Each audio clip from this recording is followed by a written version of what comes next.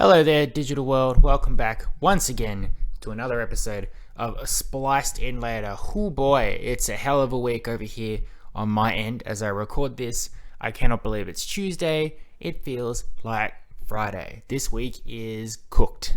I'm very excited for the weekend. I'm excited for 2 weeks from now when I can finally watch Ant-Man and the Wasp: Quantumania. I hope you all are keeping well, and thank you once again for tuning in to see what nonsense I have to talk about this week. I also want to say a quick thank you on my YouTube channel. I don't have a lot of followers, but I did pick up quite a few in the last couple weeks, and I don't know why, but if you have subscribed and you're still subscribed, thanks a lot. It may be because of the Untouchables. For some reason, all my YouTube vids have like maybe 20, 30 views. I imagine people click on and then click off. Every now and then something will gain traction. If I posted at just the right time for it to be relevant, something that people are looking for, a review about a movie, if I can get it out there before all the other reviews, whatever. The most views I ever had on anything was when I reviewed the SpongeBob movie Sponge on the Run. I think it appeals to a lot of demographics, a lot of age groups. SpongeBob has a very special place in a lot of people's heart. A lot of kids are always looking about SpongeBob stuff. But I think what gave me the edge was in 2020, SpongeBob was not available everywhere. I think thanks to the pandemic, it was one of the few movies that came out that year, and I got a hold of it on Netflix here in Australia, but I do not think it was available pretty much anywhere else. Very strange. But now, the Untouchables, the little episode that could, I don't know why, but that thing where I talked about the Untouchables, a wonderful French film, compared it to its American remake, The Upside, it's just has a lot of views. Not tremendous. Let's not get ahead of ourselves. It's nothing really to brag about, but I'm going to brag about it because it's nice. I don't know why, and I don't know what it is that people are listening to it and liking about it and risking everything with subscribing, even if they only subscribe for a couple of days and then realize, oh wait, the rest of the content is trash, and then they go away. But whatever the case, regardless of why it's happening, cheers. Thanks a lot. As I've said, this is just a hobby on here. I will not be looking for sponsors. I will not be trying to make a living out of this. This is just me trying to find an outlet for my obsession with movies and TV shows, because there's only so much that my friends can take. And for anybody that it resonates with, even if it's specifically Untouchables, even if it's specifically SpongeBob, means a lot to me. So thank you very much. Now, before we get started on this, I do want to say this is not the episode I planned to release this week. I had planned to get back in with another top 10. It's been a while since I've done a top 10 on a specific thing. I've done plenty of top 10 movies of 2020, 2015, 2012. I've done the top 10 movies of 2022. Every now and then, sprinkled with that has been genre-specific things. Top 10 Marvel movies, top 10 DC movies, top 10 Tarantino movies, James Bond movies, stuff like that. In fact, I believe James Bond was the last top 10 genre-specific thing that we did. To coincide with the fact that the Pokemon anime, which we all know and we all love and was a big part of my childhood, is ending its official run with Ash and Pikachu as the main characters after, I believe it's 27 years. I'm not exactly sure. It's definitely around that mark.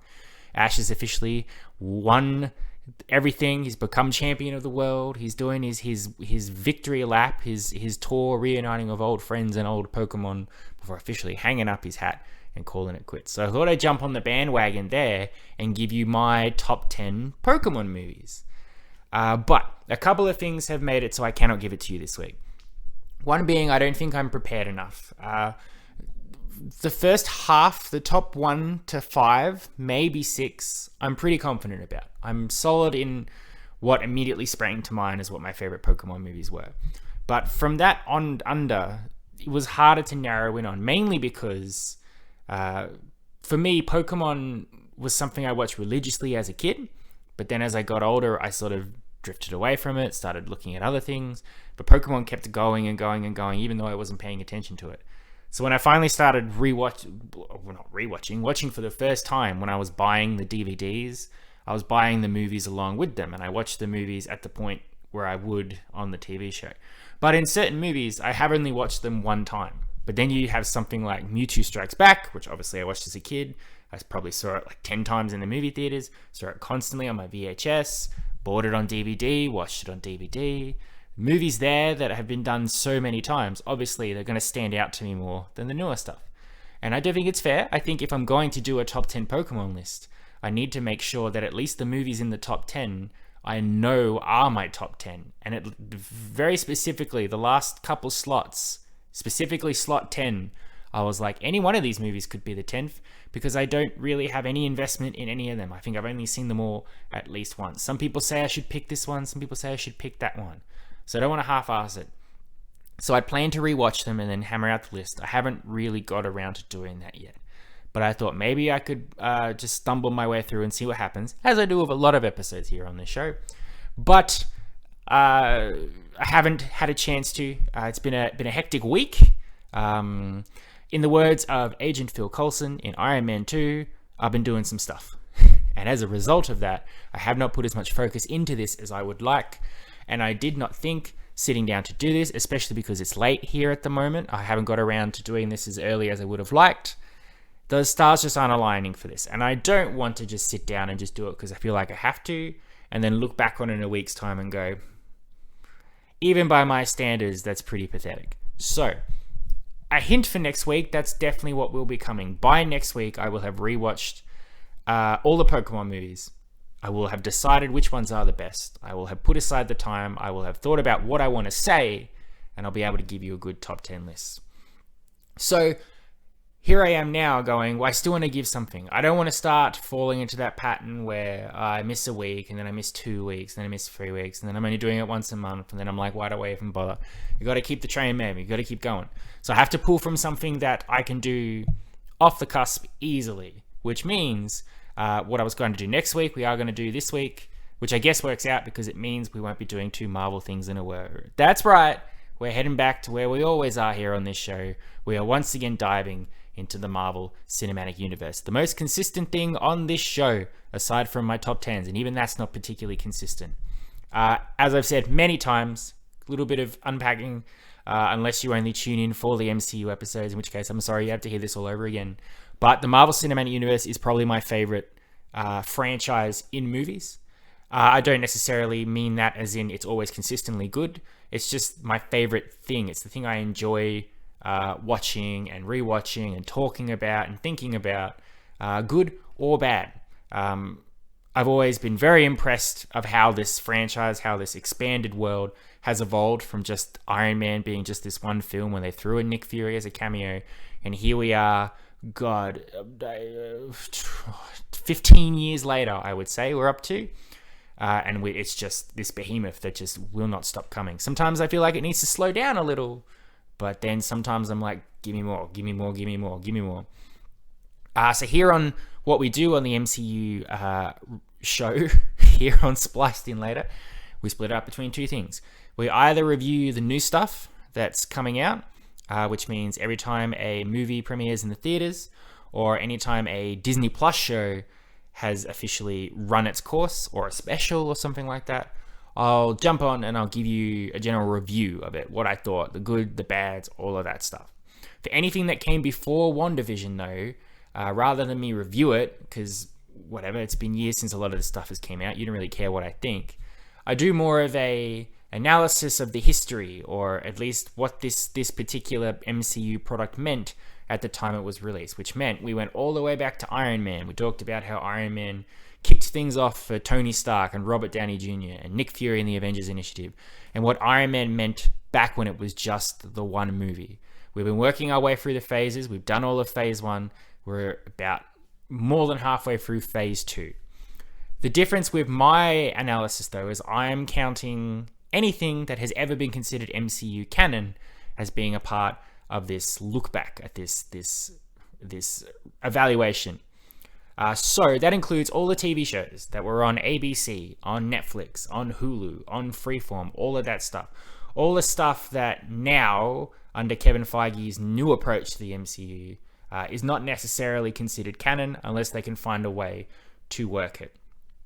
Coincidentally, we have talked about Agents of S.H.I.E.L.D. Agents of S.H.I.E.L.D., when it began, was absolutely in the MCU.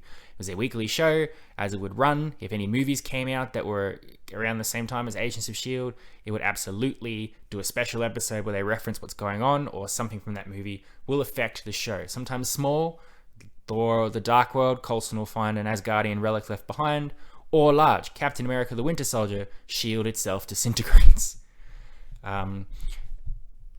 Other shows had that idea. Agents of S.H.I.E.L.D. is probably the most integrated, the one that they put the most effort to make it canon. Things like Netflix, they'd have references to the Battle of New York. They'd have people say, "Oh, are you strong like the big guy, big green guy, or you look as rich as Stark," or whatever. Things that sort of said, "Hey, we're in this world, but don't expect us to be playing around with each other anytime soon." As more and more of those shows came out, though, lots of hiccups, rights, the infamous Netflix bloodbath, cancelling all the Netflix shows once they lost the rights to all the characters. So, understandably, Kevin Feige's gone, okay, well, we want those characters in the MCU, but we don't necessarily know if we want those stories to have already been told.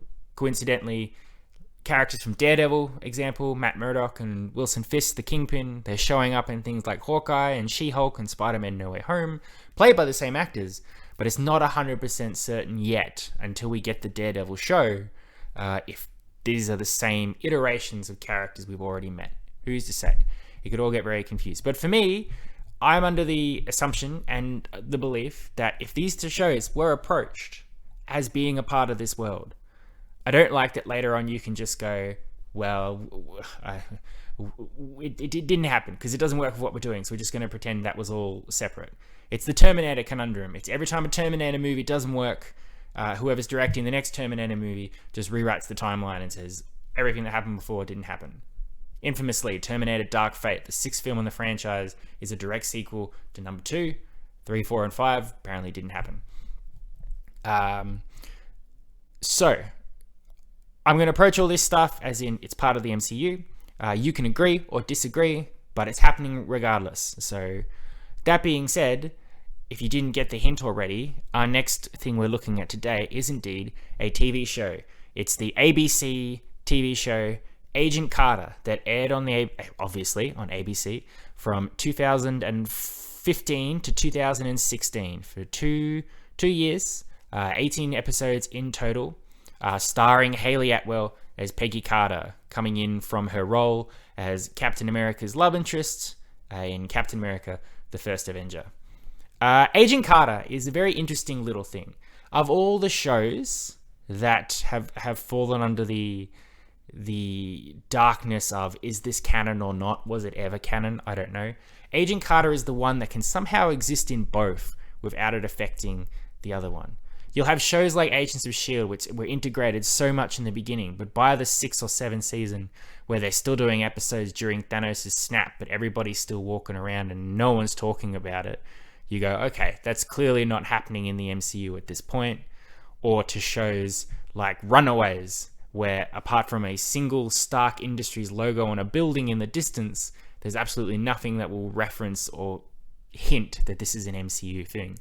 But Agent Carter walks right down the middle of that. It's the show that can have its own characters jumping around in Agents of S.H.I.E.L.D. and show how Agent Carter is sort of like the origin story of what S.H.I.E.L.D. eventually became in Agents of S.H.I.E.L.D. specifically. But then you'll also have James Darcy get to cameo in Avengers Endgame as Edwin Jarvis when Tony Stark travels in time and sees Howard Stark, his father. Jarvis, of course, being the human butler that was the inspiration for Tony's AI Jarvis, who would eventually become Vision, yada, yada, yada, yada, yada.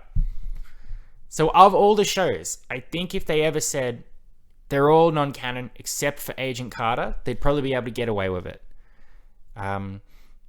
If you don't know what Agent Carter is, which is understandable because there's been a lot of different Peggy Carter stories. There's a Marvel one-shot Agent Carter, which is just a little short film, which completely contradicts everything that happens in this. So even back in these early days, back in 2015 and 13 or whatever, they were already writing themselves into little knots with what stories they wanted to tell and what they wanted to reference and what they didn't want to reference.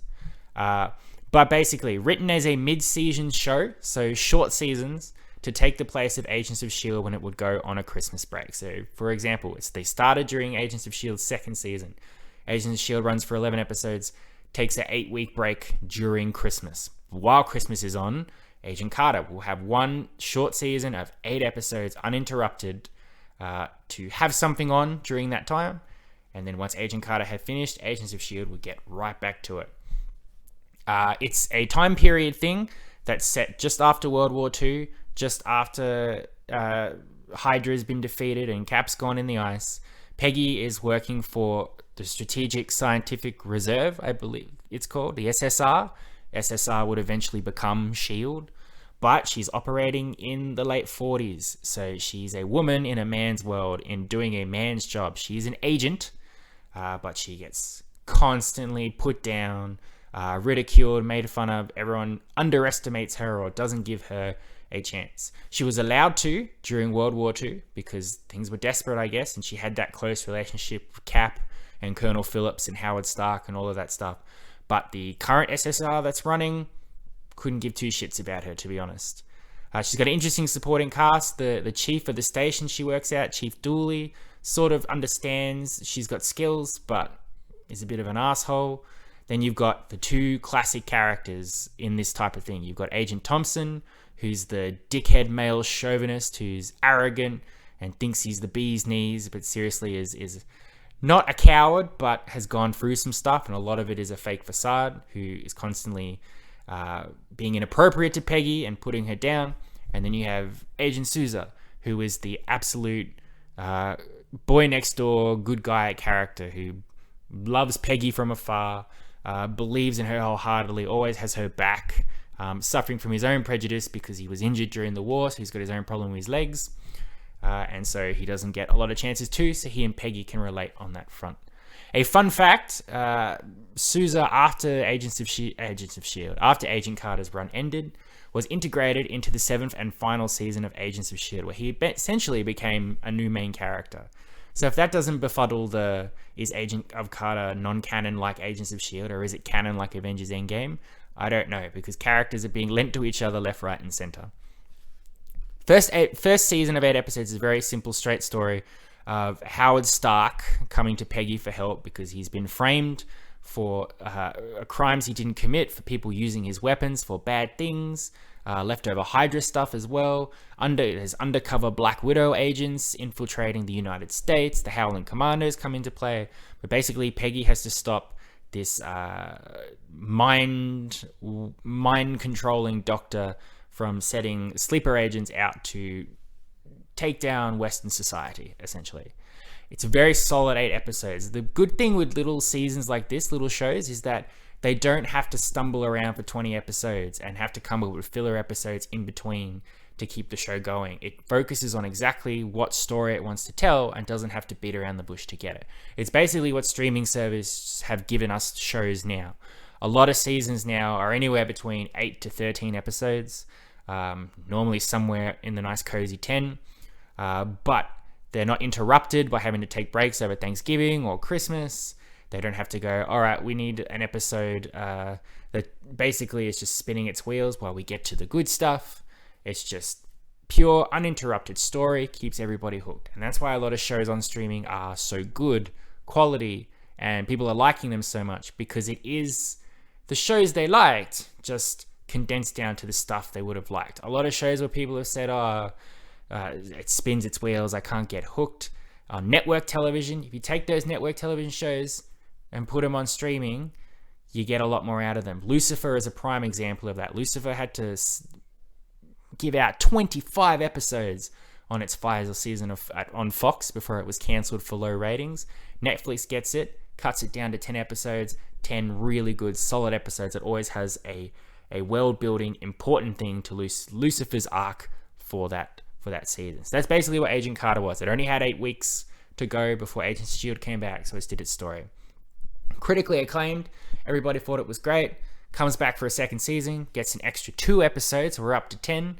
But again, another really solid thing. I also forgot to mention another important part of Agent Carter, which I did mention with Avengers Endgame, is Peggy's sidekick. Howard Stark loans out Jarvis to sort of be her butler and wingman sort of thing. And he's played wonderfully by by James Darcy. He's a bumbling British fool, but he's got some skill, and he's able to wriggle himself out of some jams, and he is Peggy's strongest support in this whole thing.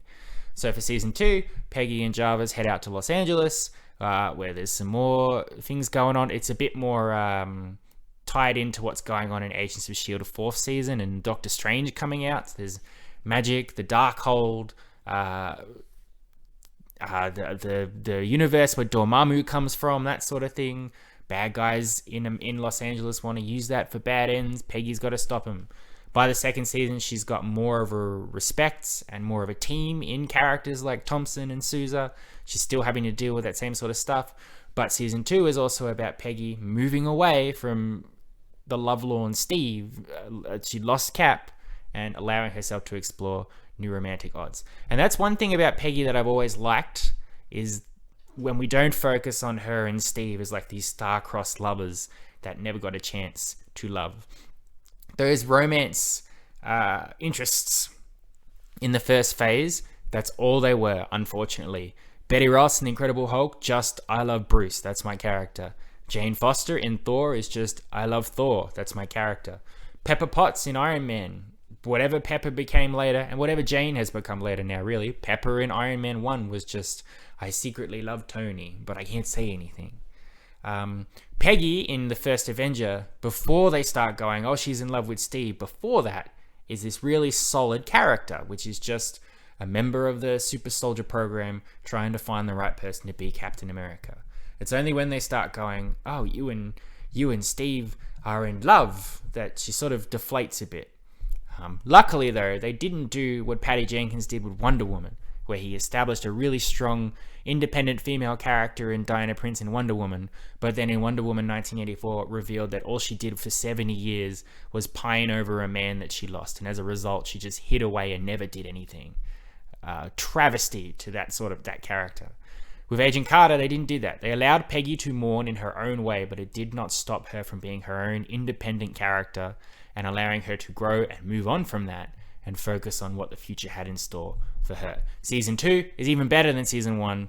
Agent Carter's whole 18-episode run is, for me, perfect. It's one of my absolute favorite MCU shows, if not the favorite, to be honest. Unfortunately, what led to Agent Carter's demise is a lot of things that were outside of its control. One, ratings weren't good. That's what's going to happen when you put on a mid-season show during Christmas. You're not going to get those ratings. The annoying thing is a lot of mid-season shows, something like Chicago PD, for instance, that comes on later in the year around time Chicago Fire's taking a break, to keep that interest in the franchise going. And once it has that following and has the good ratings and the good critical reviews, it moves on to its own summer slot. Agent Carter never had that chance. It was always designed just to be the show that was on when Agents of S.H.I.E.L.D. wasn't, which means those ratings were never going to improve regardless of how much people liked it, because I guess I'm probably one of them. But if it's Christmas Day, I'm not going to say to my family, I can't spend Christmas with you because I have to go home and watch Agent Carter. It's probably not, as much as I would probably prefer to do that, it's probably not going to happen. This was also before streaming really kicked off, so streaming services weren't rescuing shows like they've rescued Lucifer and Manifest. So once Agent Carter ended, it was sort of like, well, that's that. Thanks, Agent Carter. It was nice to see you, but we'll move on. Which is a shame, because Agent Carter Season 2 does end on a cliffhanger, which will, of course, never be resolved. And I wish I knew what the result to that thing was. But I guess we'll never find out. However, taking that cliffhanger out aside, Agents of Carter is a solid part of the MCU. If you were ever to rewatch all of it and you wanted to include all the shows, Agent Carter is a good little thing that shows you the early days of the MCU. You get your taste with Captain America, the First Avenger, but really everything else that's come out, the only other thing that's gone about the history before Iron Man is Captain Marvel. And let's be fair, it's in the 90s, so it's really not that far away. So Agent Carter was like, what did the MCU look like before superheroes and Thanos and Loki and all of that stuff? What was it like when it was just smaller characters operating on a smaller scale, which was interesting. And Peggy Carter, Hayley Atwell playing her, she was fantastic. And she was one of the first examples of how female protagonists in superhero products were awesome, were good leads, which is annoying because we're getting more of them now, but you still get all those people being utter dickheads about it. I'm sure if Agent Carter came out now, they'd be like, I got nothing against Peggy, but why do we need a show about her? I'd much rather see a show about that Agent Thompson character that's in it. I know he's a bit of a chauvinist, but he's probably more qualified at the job than she is, really. I mean, yeah, she's probably good at it, but he's been doing it for longer. He's been doing it for more years than her. It's just basic knowledge. It's like, shut up, seriously. Agent Carter, really, really good show. A really good example of thinking outside the box that the MCU could do. A fantastic use of Peggy Carter's character, which even to this day, the MCU will not let go of her because she is good. Whether it's having her pop up in Doctor Strange in the Multiverse of Madness or giving her her own stories in the What If animated series, Peggy is an interesting character that can be evolved and expanded on when used correctly and not relegated to Steve Rogers' girlfriend. I wish it had got more seasons. I wish that it could be saved and revived on Disney Plus or something like that. But it's a good example of those early days with the TV shows for the MCU when they were trying all sorts of things and seeing how things worked, like Agents of S.H.I.E.L.D., or when things didn't work, like Agent Carter, and knowing when things didn't work because they weren't good or when things were just against them, as was the case with Agent Carter. It's time on the TVs with the low ratings and no streaming services and all of that stuff, the low episode count. It probably was never going to last too long, but for what it gave us, I'm pretty satisfied with that. Thank you very much for listening. I hope you've enjoyed. I'm glad that Agent Carter has saved me from not being able to give you an episode this week. By my calculations, the next time we come back to the MCU will be another show, but it'll be the first in the Netflix shows. We'll be talking about Daredevil, which I love Daredevil. I think Daredevil is almost the best Netflix show, which might be a hot take, but we'll get more into that when we talk about Daredevil. It's not the Daredevil show at the moment, it's the Agent Carter show. I will be back next week. As promised, I will give you my top 10 Pokemon films, and I hope that it joins the current love and excitement for Ash's Whirlwind final tour on the Pokemon anime, and some people will be interested to see what I have to say, to hear what I have to say about this stuff. Or maybe not. But I am excited to rewatch the Pokemon films and give you that list. So tune in next week and you'll have that. And then the week after that, finally, new movie review time with Ant-Man and the Wasp: Quantumania. Anyway, until all of that, keep safe, keep calm, apparently. I love and appreciate you all, as always. I really value you listening to me. It means the world to me. Thank you so much, even if it's just because you liked that one Intouchables vid. Adios, muchachos. I'll catch you next time.